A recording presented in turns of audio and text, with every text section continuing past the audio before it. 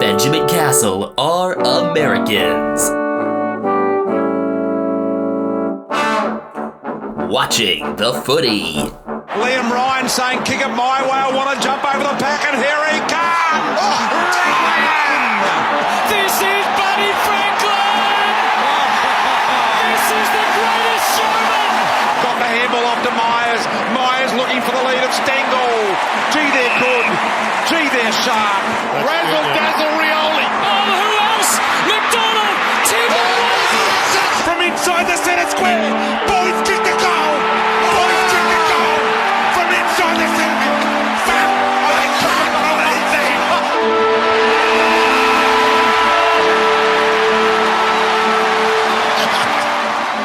that. This is going to be fun. Good time of day, everyone. For us, as we begin recording, it's 2:52 a.m., which means it's less than an hour and a half after the trade period has ended. So it's as good a time as any to break it all down.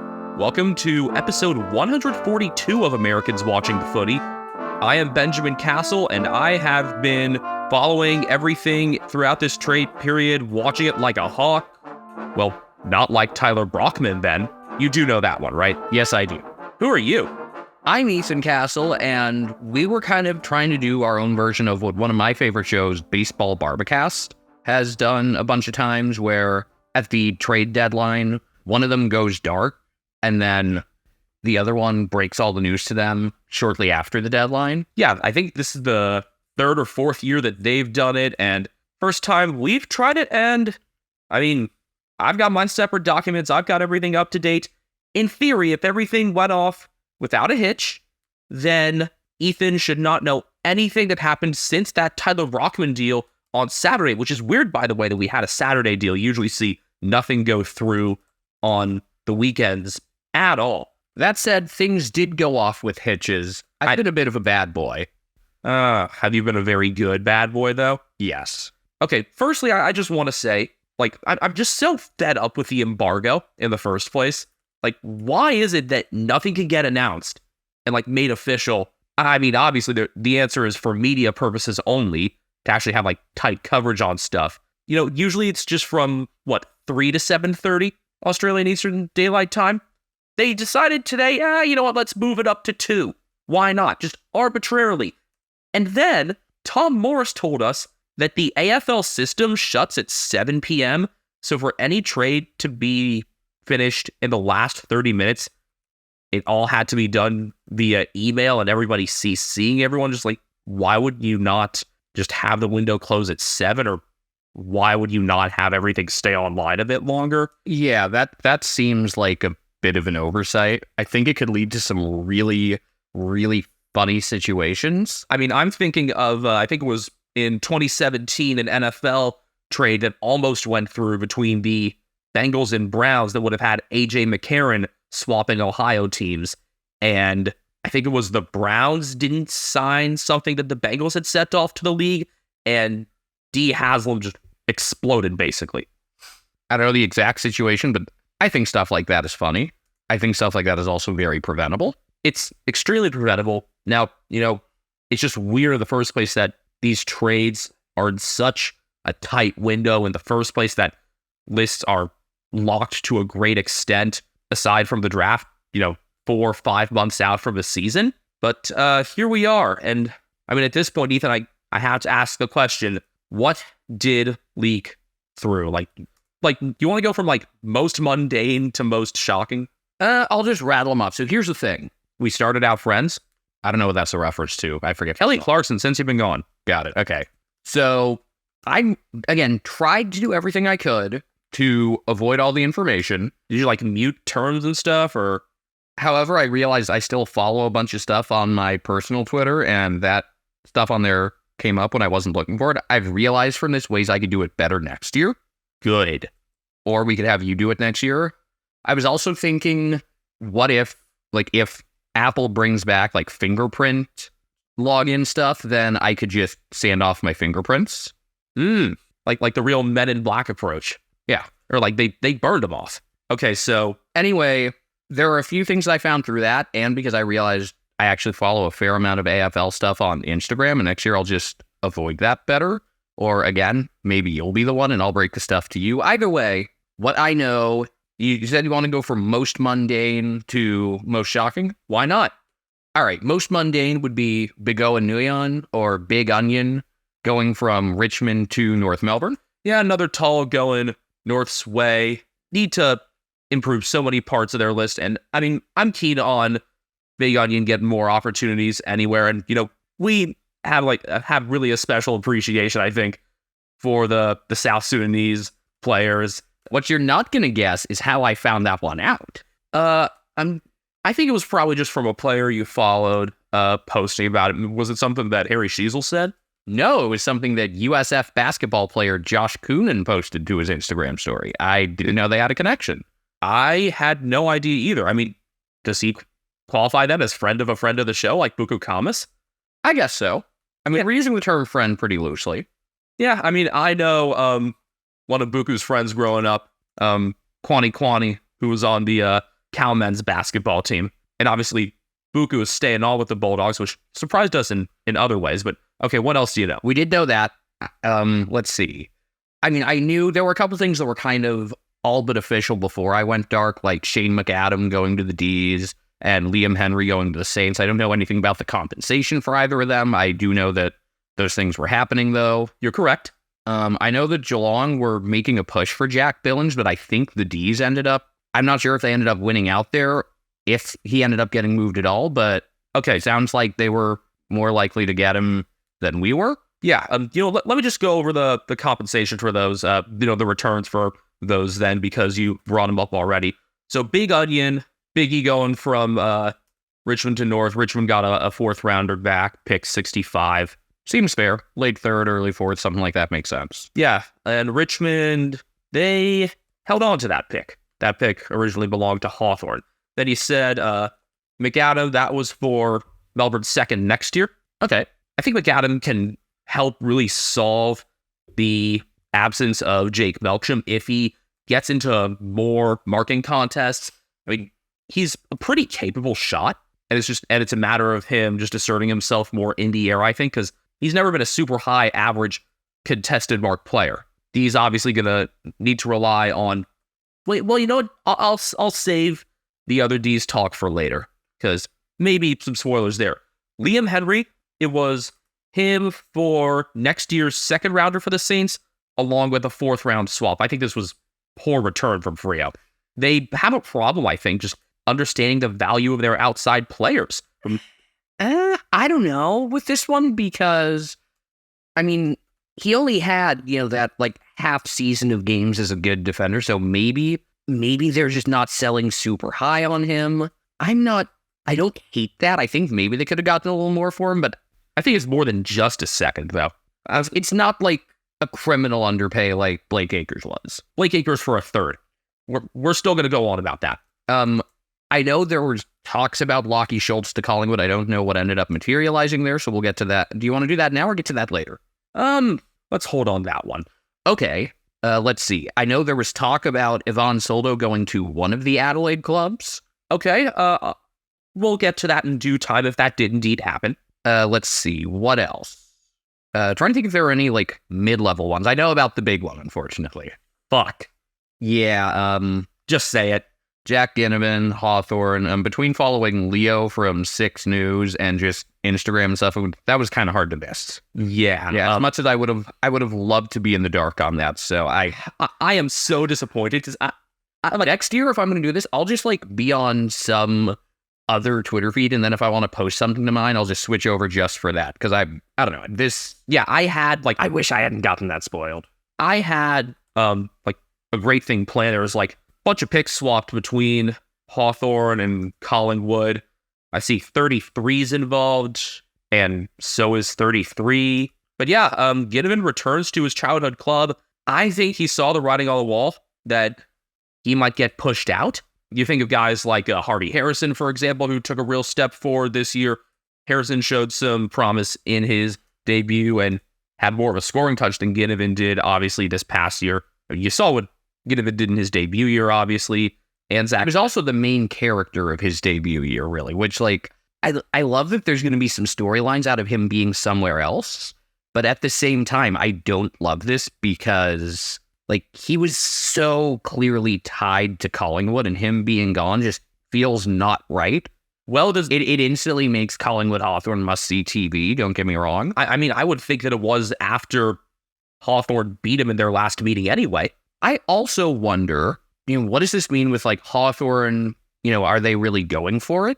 Or is this just to fit in with their window for, a year or two down the road? I think this does do that because Ginnivan still has a lot to iron out in his game. And I think he's got at least a year now where he'll be able to figure things out while still playing at AFL level and not having nearly as much pressure in terms of, you got to perform now or you're getting dropped. I mean, I think he was lucky to stay in the side and even come into the 22 for the grand final. And he only found out that he was in the 22. He first found out because his father posted about it on Facebook. his dad found out before he did. Apparently. I don't know how that works, but okay. I don't know. Maybe he was already thinking about the races. I don't know. I also know that I think Geelong did end up moving Asaba to Port. I don't know anything about possible returns there, but I saw like a thank you Asaba or whatever. So I can only imagine they finally came to terms there. Yeah, I have no idea what the return is. So let me just go through finishing the Ginnivan stuff real quick. So Hawthorn gets Ginnivan, pick 39, and Collingwood 2nd and 4th for next year. Collingwood gets 33 and the 2nd and 3rd from Hawthorn. So a lot of picks moving around. I think this is maximizing Ginnivan's value as to where it stands right now. I actually think Hawthorn come out on the better end of that. It seems like I do as well. They didn't downgrade their picks very much out of this, did they? No. Well, I feel like Collingwood could have gotten a better pick return to do that, no? Maybe? I don't know. I mean, there's the plethora of off-field issues that Ginnivan has already had in his career between the races controversy, the ketamine, plenty of other things. Races? Really? I'm talking the horse races. Going to the horse. I know. That's not a controversy. Seems like people are really reading into that. And it seemed like Craig McRae may not have been as much of a fan as he had led on, but I think Hawthorn is the right place for him to be able to develop and also for that coaching staff to reel him in, because I think Sam Mitchell's the right kind of guy for that. I think Mitchell's learned from his own days. But all the Hawthorn accounts are having a lot of fun with that. I was going back and forth with Hawk Talk because somebody had tweeted just like gimme, Guinea, a man from the Magpies, trying to do the whole ABBA parody. I was like, screw it. Let me finish the chorus. Now I might need to record a whole song. And I have plenty of lyric ideas already. So I guess watch for that. So do you want to go further here, Ethan, with the recent stuff? Or maybe first we should actually recap or just talk about, the points of interest from the early part of the trade period, going from, I guess, the 6th that we had our first couple free agent signings and compensations up to the 14th with Brockman. Like, what stood out to you from there? Because, I mean, I've been pretty vocal about stuff online. Here, let me just read them off in order. And if I have anything to say, I'll let you know. James Jordan for a 2nd rounder, not much to say there. Matt Flynn for a 2nd rounder, not much to say there. I just still think the amount of compensation in the AFL is ridiculous. And we can talk about the compensation system. Yeah, we've gone on with this already. If you listen to Donnie's Disposal, our friend Coach Donnie Hess's show, we had our season recap on there, and I just dug into that a bit. I think the AFL needs to find more of a medium like the NFL has, where compensation doesn't start until later, because it's a joke that you can get compensation and pick at. North could have gotten pick 2 compensation had they gotten the spoon. Yeah, that's ridiculous. The way, like, you can't, with the academy and the father-son and all that, you're already compromising the first round so much. Yeah, the way it should work, I think, is generally, at the end of each round. Like, I like how that's done within American sports. Now we can talk about which round that should be and all sorts of things there. But I think it's kind of ridiculous if you can just jump in, and just slide in a pick in front of someone within a round. I think that is kind of messed up. Yeah, well, we've got a few cases of that. Obviously, Tom Duday was end of the first round. I was going to say, that seems like it's nearly entirely dependent on salary, which is a farce in and of itself, that things like game experience and any sort of awards are taken into account like the NFL does. Now, first off, I want to ask, so he's out most of next year, right? Yeah, could come back late. We talked about this before. I think he could end up coming in for somebody like Ryan Lester. Considering that he's out for a lot of this year, I think the Crows came out really good with that. 20th pick for Tom Duday? Yeah. No, I mean, these teams that are letting these guys go are wanting them to sign big deals. It feels weird to say that. Then we had the pick swap between the Suns and Bulldogs, where the Suns are just loading up on picks. Yeah, so we also had a pick swap between Frio and Port. Yeah, you understand the whole thing about why the Suns are trying to pick up so many picks, right?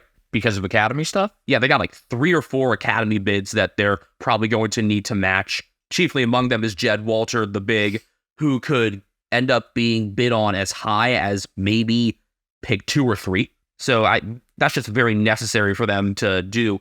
And it just leads to a really interesting situation for the Suns where, you know, their priority is gaining picks and points for that over maybe making some smarter list decisions this time of year. Minor spoilers? Let's see, what else? Frio and Port Adelaide swapping picks for next year mainly. Port did pick up pick 25 then. Oh, it's now pick 25. Todd Goldstein signing with Essendon. Ben Mackay. That is going to look so weird. Yeah. Let's see. James Harms for a third rounder. I've said that the Bulldogs and D's need to play for the John Amos Cup, and I know John is already picking up the Bulldogs as a second team. I think he's already got Bulldogs jumper, and maybe he's just waiting for the number announcement to get a number on the back. I mean, obviously it ain't going to be 4. I would think not. Dylan Stevens to North. Sydney coming out pretty good out of this, getting the end of the first rounder for next year. Yeah. Yeah, which I guess was part of the care package, which we've talked about the concept. Yeah, but North did a good job trading those on already. Stevens is obviously, the big thing for him is going to be opportunity. He's going to get consistent time on the wing at North, who also got a second rounder out of that turns out to be pick 26. Stevens was a number 5 pick 4 years ago. So there's obviously a lot of extra scrutiny going along with being picked up that high. And he's not alone in that regard. Let's see. We've got another Suns pick swap here. This one with the D's. Then we got Grundy and Adams going to Sydney. Yeah, so that pick swap there, Gold Coast and Melbourne, that's also part of a chain that involved Adelaide and North. So this was part of the whole dealings that brought Melbourne up to pick 11 along with pick 6, which they have from Frio. Fitting that the Luke Jackson pick ended up being 6, given that was what he wore in red and blue. Yeah, I guess so. And then the Crows got Chris Burgess out of that whole swap.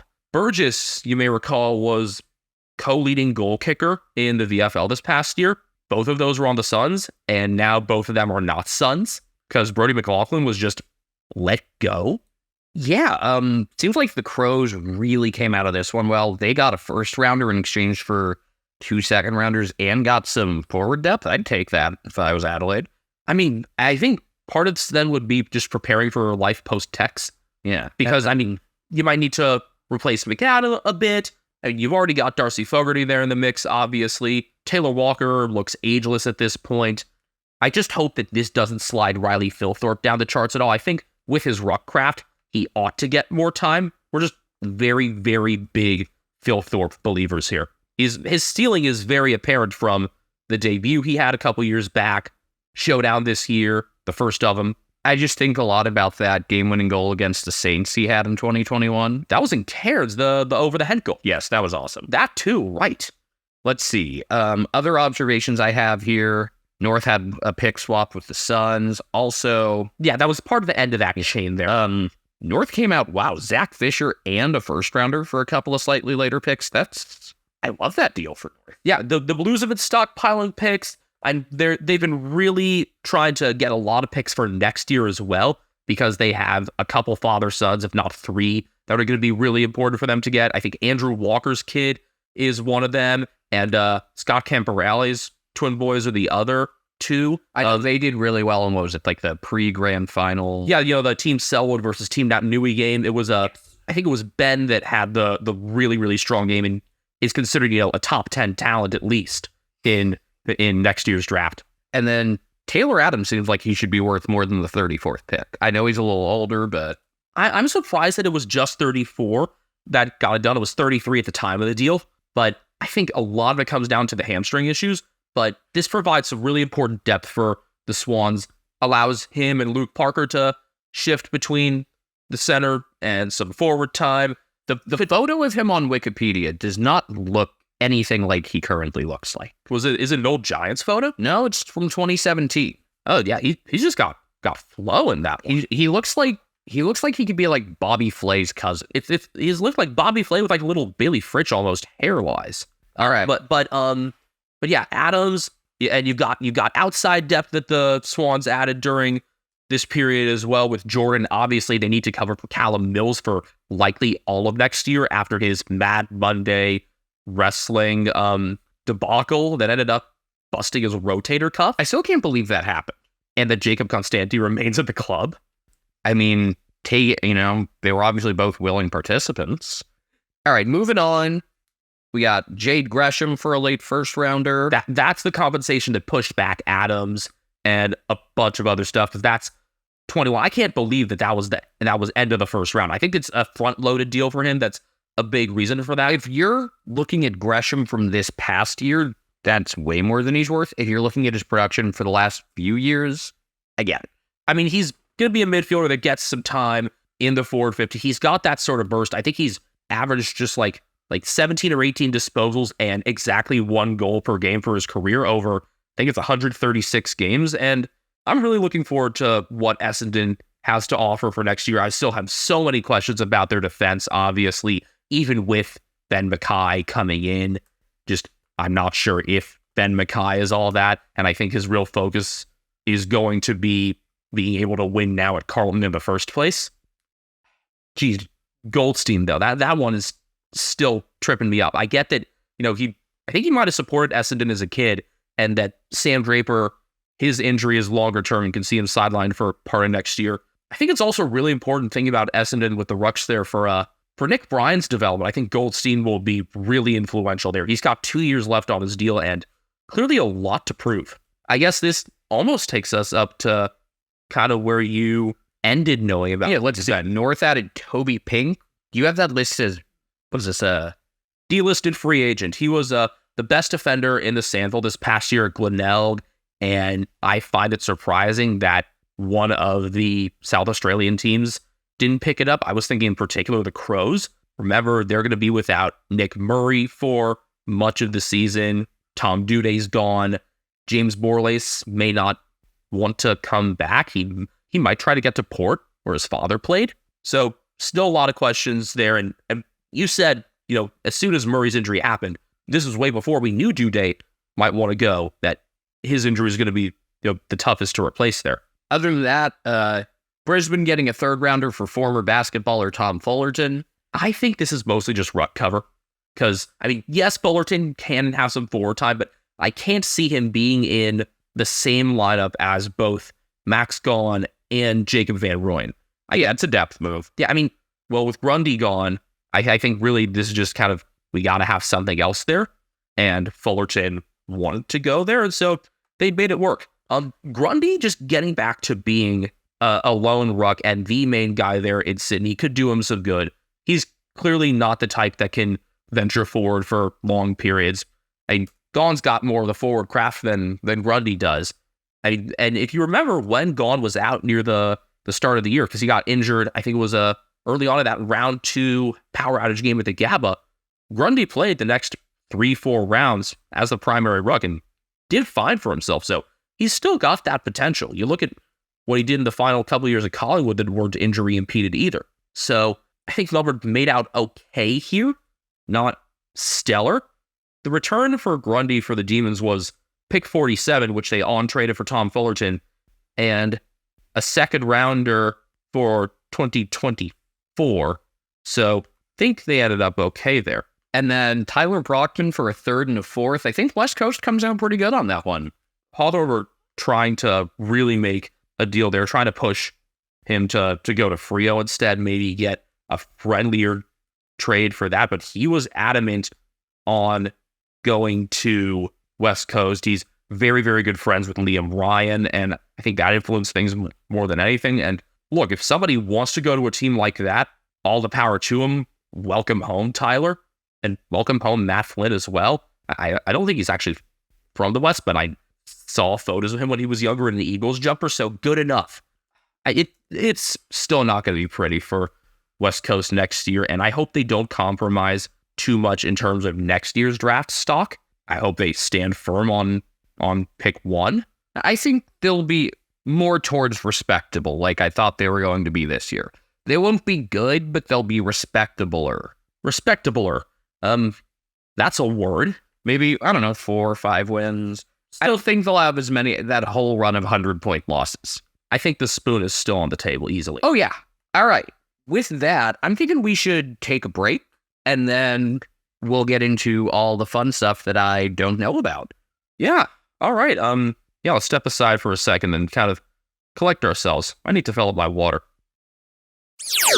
You know, Benjamin, 78% of our listeners are between 18 and 35 years old, so they probably want to start a podcast like we did. How did you know that number, Ethan? Thanks to the analytics we have for Spotify for Podcasters. Formerly known as Anchor, sorry Frio fans, Spotify for Podcasters has tools that allow you to record and edit your podcast from your phone or your computer. No fancy software needed. It's so easy you can edit it while drunk. And Spotify for Podcasters doesn't just allow you to upload to Spotify, you can also distribute your podcast on platforms like Apple, Stitcher, and more, just like we do. Best of all, it's completely free. Not only is it free, you can even make money from listener support or ad revenue. Hint, hint. Download the Spotify for Podcasters app or go to podcasters.spotify.com to get started today. You know the deal, unless this is your first time listening to us, in which case, welcome. We're on Twitter at Americans Footy. We are now on Instagram and Americans Footy as well, getting that started up. It was about time for a lot of reasons. Hopefully, we'll be able to reach a greater audience on that. We're also on YouTube under that same handle, and the grand final recap is still getting decent listenership. So, I don't know, maybe we're getting some traction there. And if I do that Gimme Gimme Guinea song, maybe it'll get some more listeners. Personally, I am at Castle Media. I am at Benjamin HK01. Brian Harambe is exclusively on Instagram at CatNameGrian. I mean, I'll post photos from time to time as well on the Americans Footy feed. We did really need to post one early on, and we also want to make it clear, you know, he's completely happy where he is. He's not considering a move at all, unless it's, you know, a move to some other part of the house during the day. He was very, very content to just be sleeping on my bed, I guess earlier today, or I guess yesterday in the morning at this point, when I was watching the Netherlands upset South Africa in the Cricket World Cup. That was ridiculous. But back to the footy, yeah? Yeah, I just want to mention, I have beer. Unfortunately, it's not enough to really get my reactions, like, super animated. I mean, if I had gone to something stronger than this 5% Oktoberfest, maybe we could be talking. Although 5% is, like, stronger than any beer in Australia. Really? It's stronger than a lot of Australian beers. All right, then. So stuff that's available at stadiums, because I've looked at, like, what people check in when they're at various footy grounds, and it's a lot of very light beers.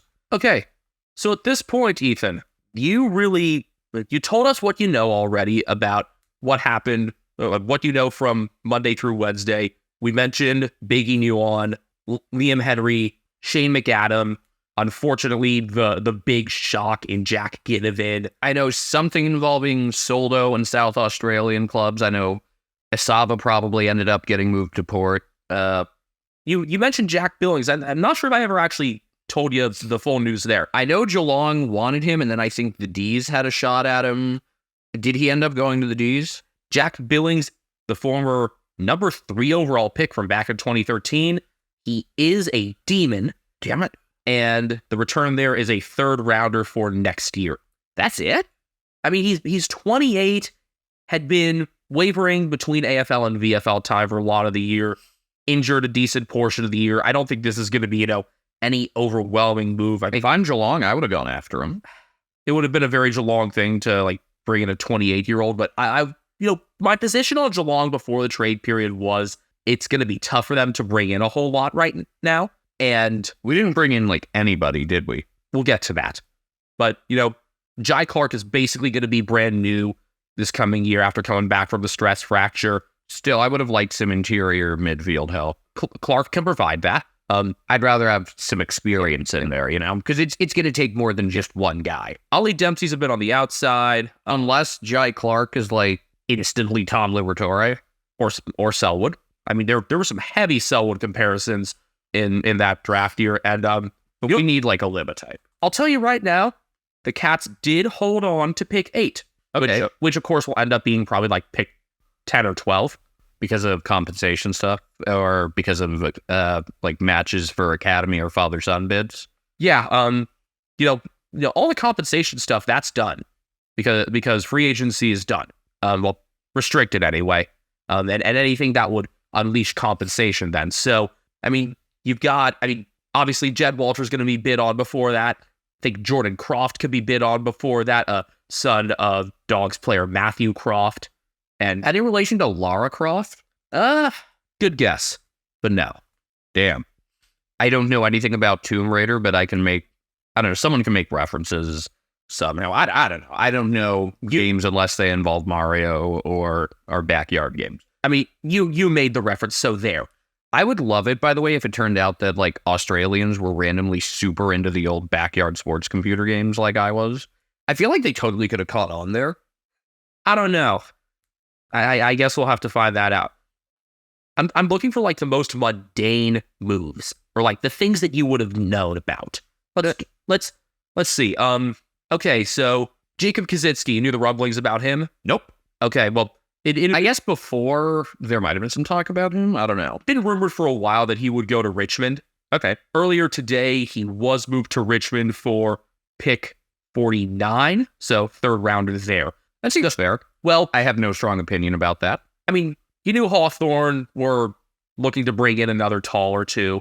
You know who the one that was really on their radar was? Gunston. Oh, you knew about that? I knew they were interested in bringing Gunston back. Okay, I was thinking more about Mabior, which you also knew. Ooh, did that end up happening? I'll tell you right now, Mabior Chol is a Hawk. Damn. What did they give up to get him? Second rounder for next year, but they got the pick 62 as well. So, you don't know if that's going to get used or how. You know that I think Chol was super underrated. He did have a couple of times last year where the effort was questionable, but I really like what the Hawks have done this trade period. Like, I like their forwards to begin with. Yeah, leading goal kicker for the Suns in 2022, something like 44 goals then. Obviously, he can more than pinch hit in the ruck. And I mean, maybe that makes it tougher for Lloyd Meek to get back in as much as we like him. I'm getting a feeling that Damian Hardwick looked closer and realized, no, it's not quite 80% of a premiership team. Yeah, no. Maybe it's like 80% are at the club once you factor in these academy guys. Did the Suns make any other moves? For picks? Did they bring in any other players? Or did they trade any other players out? They did trade one man out, Elijah Hollins. To Carlton? Yes, he's reunited with his brother. He was pick number 7 back in 2020, and he basically was given up for free. So that seems like a pick that didn't entirely work out then. I like his brother, obviously. Well, so that's not a bombshell move. Ollie's definitely a winger. Elijah's more of an inside player, but had a tough time getting consistent games there. I like Ollie's energy. Oh, yeah. Huge believer in Ollie Hollins already. Had great impact as a sub, and then in the main 22 win finals, he was part of that passage that led to the winning goal in the semifinal. But about Elijah, much more of an inside guy, but was always, going to play behind that trio at Gold Coast with Tuke Miller, Noah Anderson, Matt Rowell, Braden Fiorini was getting games over him. And I mean, I think now he will have to sit, obviously, behind guys like Cripps, Chera, Walsh. Well, the Walsh could be a bit more on the outside, so maybe there's some opportunity there. I don't think it's going to come right away. I think you'll see him playing in the twos next year. Yeah. Probably not good if you draft a guy 5th overall and just a couple years later, you're basically giving him up for free. I mean, that's just the Gold Coast Suns, right? Yeah. Well, there's one guy who the Blues drafted. I think it was 3rd overall, a number of years ago, and people were clamoring for him to get game time, and he finally did, and then he wanted out. So maybe Elijah Hollins ends up kind of sliding into a Patty Dow type situation. Ooh, where did Dow end up, other than, I'm guessing, not Geelong? No, he requested the Saints. I think I had heard a bit about that. You had. So Geelong didn't add any players. Okay, fuck it. They didn't add anybody. That's what I thought. Andrew Mackey said kind of that. And this is... I want to be a final team next year, and this... There's potential, with not having many picks to deal with in the first place for this year. Andrew Mackey admitted, their hands were kind of tied in that aspect. So it doesn't entirely surprise me. Do it like the NBA and trade picks like 8 years from now. You can only trade 1 year in advance. Damn it, I want to trade picks that are going to be used on kids that are currently in 5th grade. I mean, I think that's how Charles Barkley ended up getting drafted by the Sixers back in '84. It was like a trade from 1978. You're saying like in current trades, like a 2032 pick getting moved or something. It was like, there was one with the Thunder. I know the Thunder have a lot of picks for the next few years. That's all I know. That's the extent of my NBA trading knowledge. Yeah, I guess it's topical to talk about the Thunder if we're doing an Australian thing because Josh Giddey. Okay, let's see. What else? So Patty Dow was part of a 4-team deal. Okay. I think I saw that Nick Caulfield's name was involved in some capacity. I don't know anything else. Caulfield, number 8 pick from 2017, so 5 picks behind Patty Dow, marred by injury during his time at the Saints, missed basically 2 years, and will get a fresh start at the Dogs. Okay. Well, they need depth. He could be a depth guy. They need depth in so many ways. I mean, we've seen bits and pieces of Caulfield at his best in defense, and they do need some depth there, the Bulldogs. So, looking at his Wikipedia page, he was studying at Deakin University, so I guess that could have also made Geelong a thing, but I don't know if there's necessarily a spot or need for him, so I'm not going to get too mad over that one. So Dow and Caulfield were the only 2 players that were traded as part of this 4-team deal. It was the Saints, Bulldogs, Blues, and Bombers. So Essendon got a 2nd rounder for this year and a future 4th from the Blues. The Saints came out of this with Dow, pick 40, and a 3rd from next year. The Bulldogs got a couple 3rd rounders, which I think will play into their chances on, being able to match that Jordan Croft bid cleanly. The Blues ended up with 3 picks for next year, which, goes along with what I was saying about looking to match bids for Andrew Walker and Scott Camporelli's kids. Got it. All right, let's try to clean up some of the other more mundane stuff. So let's see. Did the Lions do anything? The Lions? I don't think that's mundane. Oh. I don't think it's exactly mundane. Did it involve Jack Gunston? Can we save it? Fine.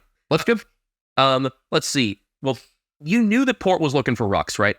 Yeah, and I know they were involved with Soldo. There was another name as well, Jordan Sweet.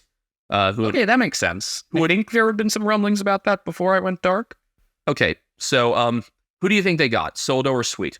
I think they got Soldo because I saw Soldo's name popping up more recently. It's a trick question. They got both. Ah. So, I mean, I think it's pretty clear, Sam Hayes has not been given a contract for next year.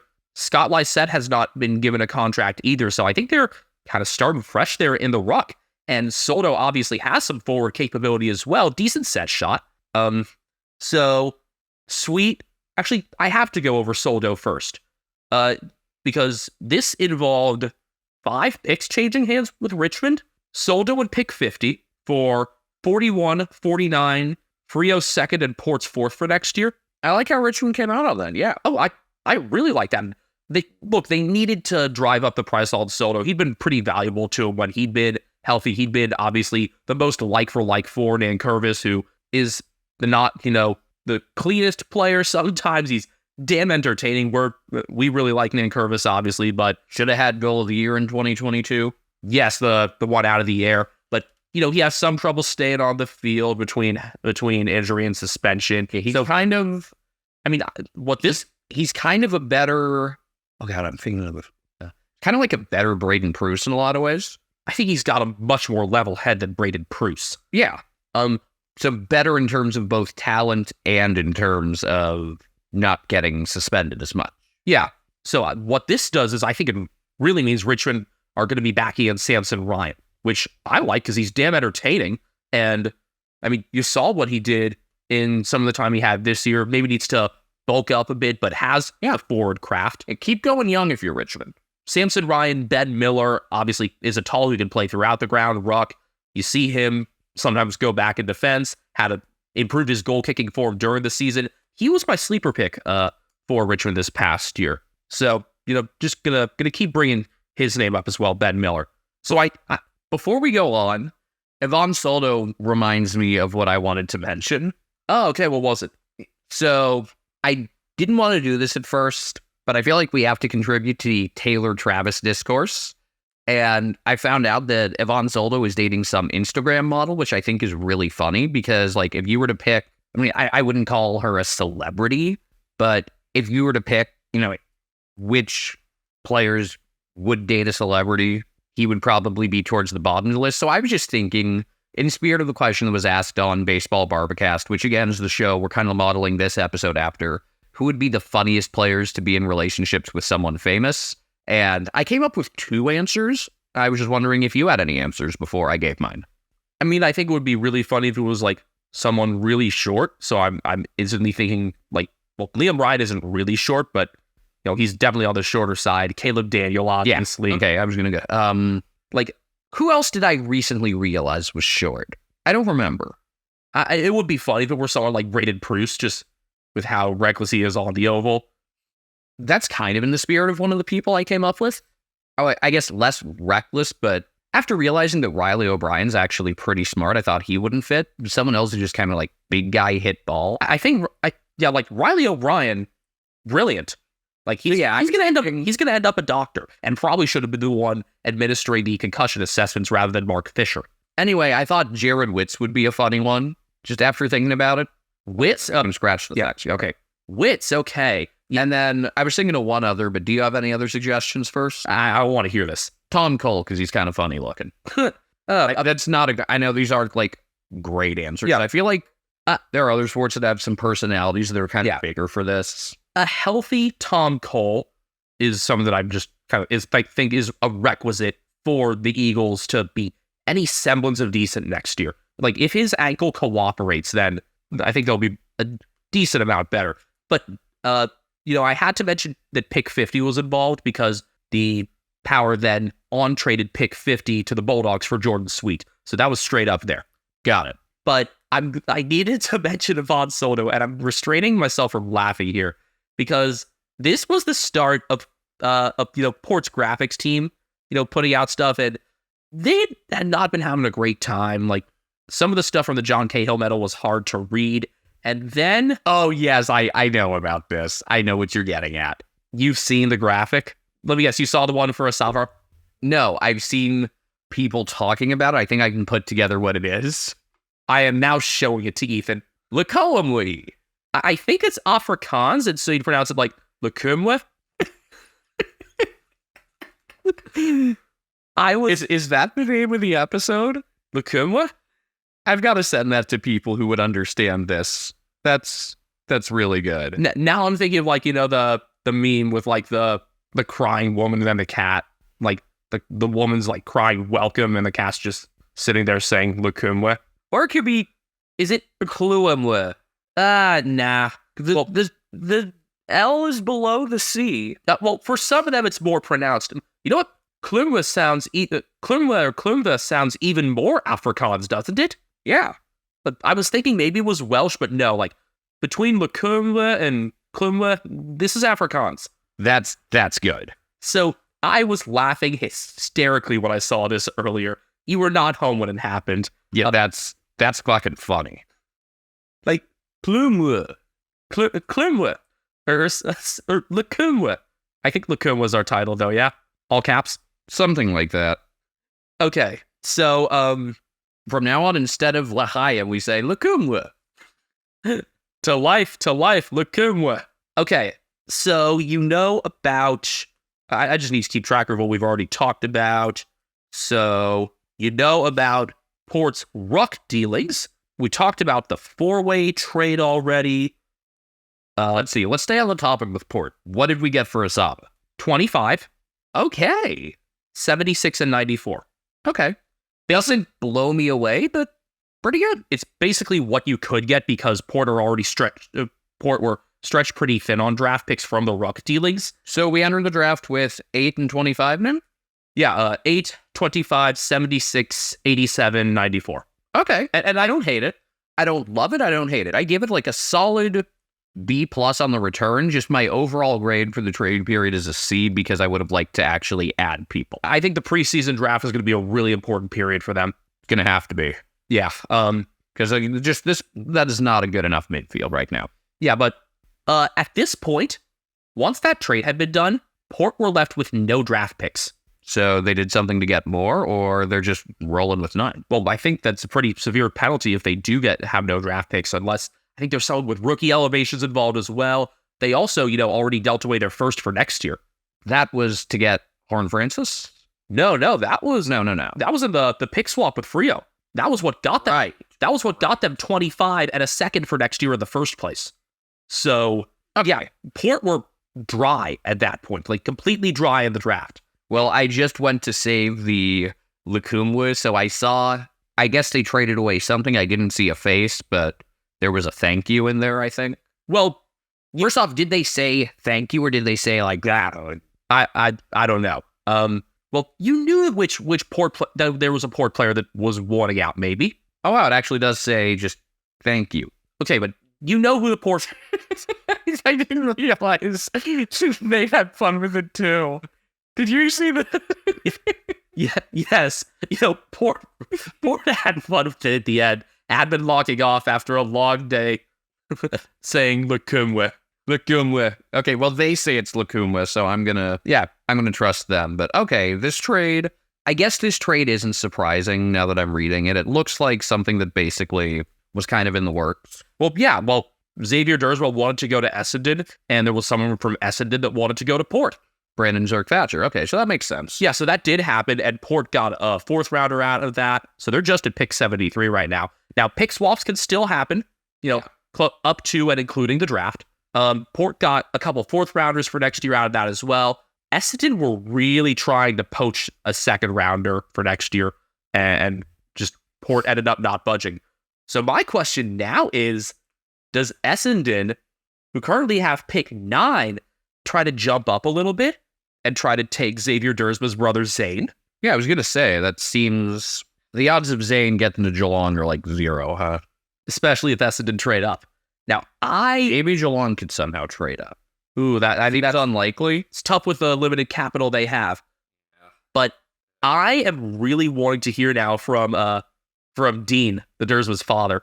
We follow each other on Twitter, and I just kind of want to hear his thoughts on the whole thing. I'm thinking this is a pretty good opportunity for Xavier to get the time on the wing that he's been looking for, because you could have him playing opposite Nick Martin or Sam Durham, because I imagine Martin's going to get some more inside time. He showed well there as well. So, you've got 3 players now at Essendon on the younger side of things that you could throw out on the wing, and that's going to be really important to any of their movement for the next number of years. All right.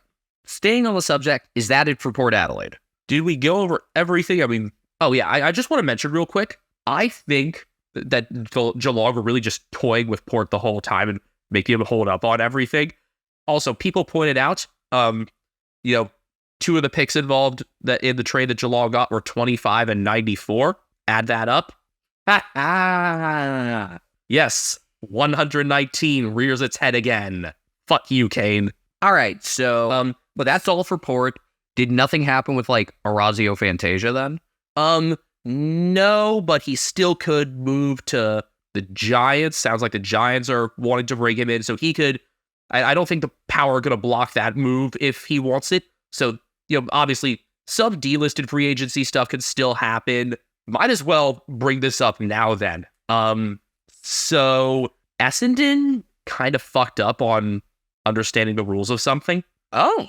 And it nearly cost them, but they managed to salvage a trade. So apparently, if a second-year player who's been a rookie both years declines a third-year rookie contract, they become basically a delisted free agent and can walk for free. Now, there was an Essendon player who was in that situation, and one that we really like. We think he should have been playing a lot more. Massimo D'Ambrosio. Essendon did salvage a trade for him. They got pick 61, a third rounder, and a 4th rounder for next year tied to Collingwood. So D'Ambrosio is now a Hawk. Damn it. God, Hawthorne really came out of this really well. Yeah, so this trade here, they got Chol, they got Massimo, they dealt away Kaczynski, they brought in Ginnivan, and they still have pick 4. Maybe Hawthorne making finals next year isn't that ridiculous after all. I still don't know if it's enough to jump 8 teams, but these guys are going to be good. And you're going to actually have a reason to hate them. Yeah, I'm not enjoying this. Let's see. Did we? There's just 2 more moves to go, actually. Seriously, that's it? We've gone through a lot. Well, what ended up happening, we never got to what happened with Schultz. That's one of them. That went through on Monday. So that happened very quickly. Schultz for pick 34, which Collingwood had acquired in that Taylor Adams trade, and a future first. I think that's a pretty good return. I think really highly of Schultz. I do too. People are questioning whether he's going to be the right sort of fit at Collingwood. I think he's a good fit anywhere. Their forward pressure this coming year is going to be scary between Schultz, McCreary, Elliott, Bobby Hill. Harvey Harrison can put some on.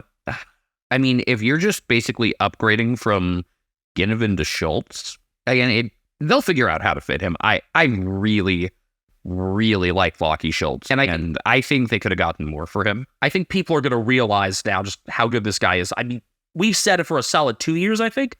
I've been harping on it this past year. If he played for a perennial contender and or a Victorian team, he would be a household name. There's a real chance for that to happen now. All right, so the other one that I haven't gotten to, you hinted that it involves the Lions. Yes. I guess this seems to be a significant one if I didn't know the way you hinted at it. Was it, actually significant? I call it pretty significant. It's 8 pieces moving. Okay. Well, 6 of them are picks, but... Well, I want to ask first off, does it involve Jack Gunston? It does. Is he going back to Hawthorn? He is. Who is going from Hawthorn to Brisbane? Is anybody? Yeah. Okay, so first off, I want to address something else before we get to that, something Lions related. Okay, shoot. So it became known in the last couple of weeks, especially through Shea Maxey guy, that Reese Matheson is a complete fucking wacko. And I just wanted to address that because first off, American sports has a large share of those, birthers, 9/11 truthers, Sandy Hook truthers such as Matheson, COVID wackos, you name it. Unfortunately, Aaron Rodgers. Oh no, Aaron Rodgers is like a 6 out of 10 on the wacko scale. But I just thought, first off, it's funny to know that you have your wackos too. I mean, it's not shocking. But also that was revealed through a video that the club put out where Stephen Martin's going around the rooms asking players just what's up. And that's first off what Matheson had to say. And second, that nobody looked at this during editing.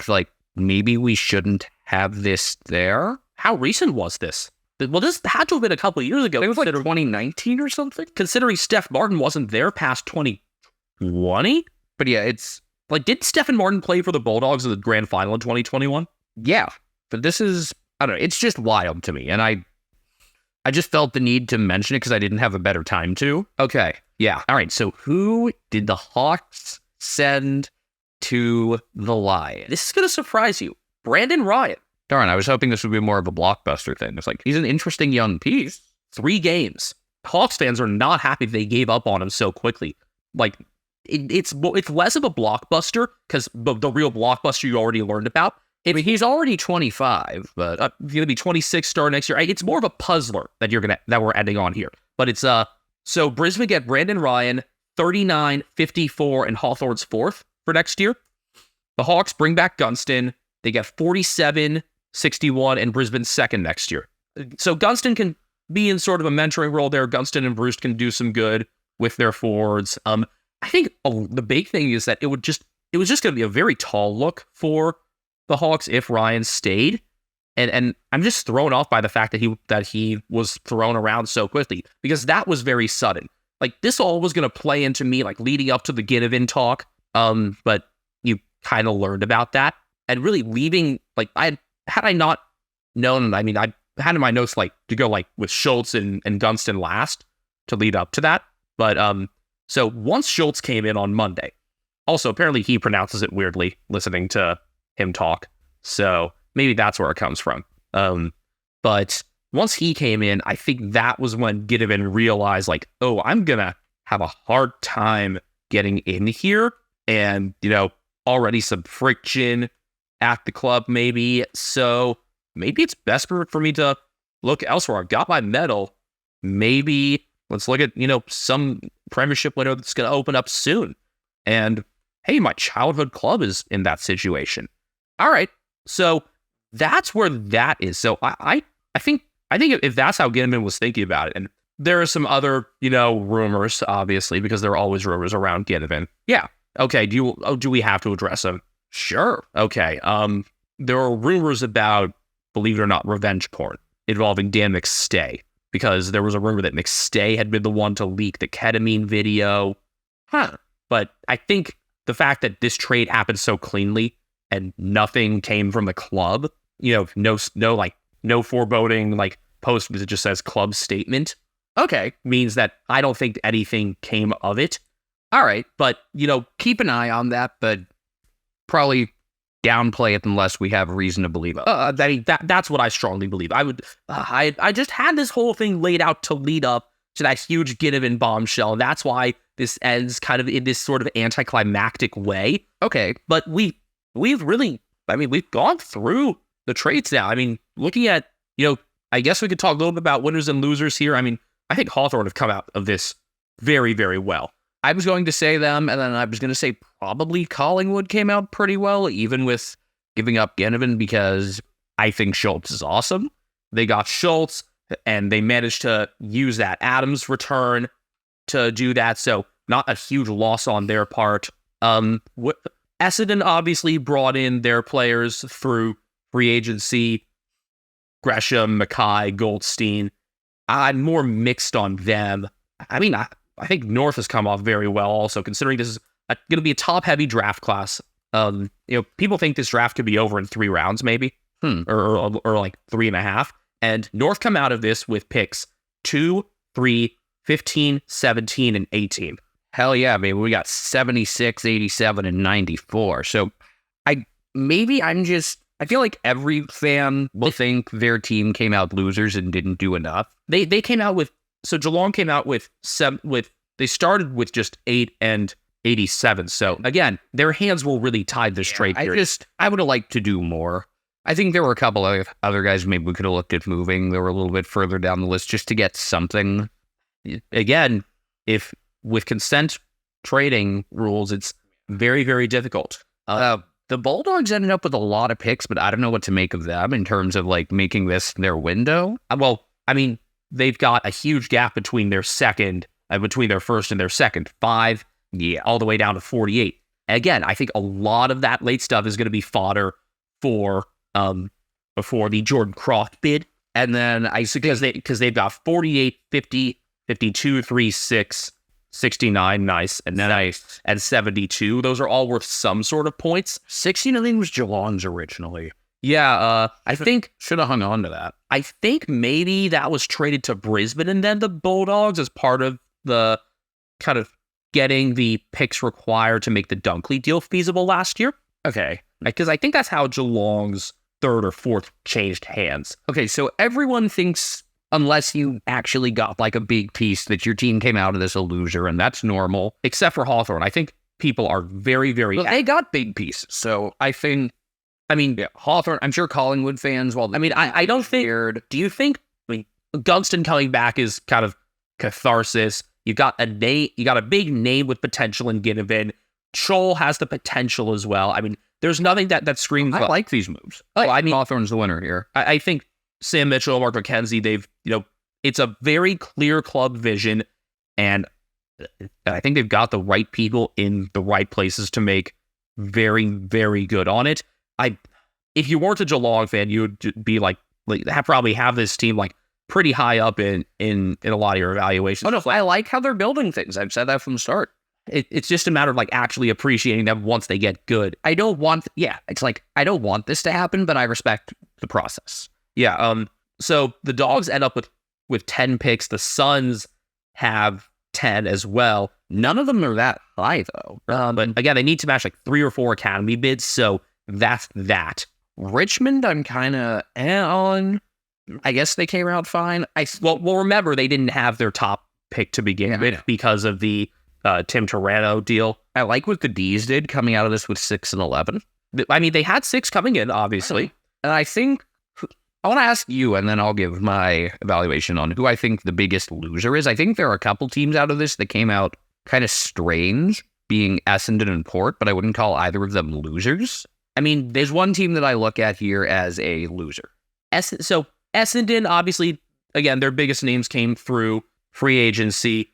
I think Essendon will know pretty quickly if they won or lost. And they still got pick 9. It's an interesting farewell for Adrian Dodoro, because this is his last trade period before former Eagle Matt Rosa takes the reins. And I guess we wish him well, or do we? I don't know. Dodoro's been entertaining.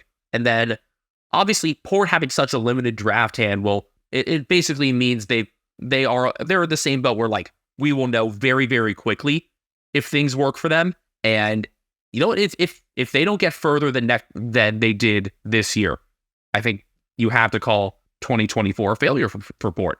You don't make a prelim? Yeah, unless like the entire team gets hurt or something. You know, there are always circumstances.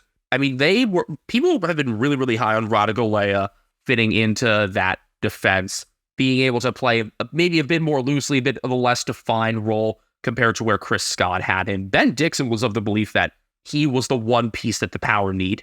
Listening to some of the Fox Footy content, he and David Zito were right on saying, you know, they finished top 4 last year with a back unit that fell apart throughout the year. It was to the point that Tom Jonas wasn't getting game time. Trent McKenzie was in and out of the group. Riley Bonner was forgot. There were others, just like a whole cast shuffling around a Lear. I'm wondering why they didn't try putting Jeremy Finlayson back a bit more. The real loser out of this, huh? Yeah, because I have one, and I'm wondering if you think the same. Are you looking mostly by draft hand here?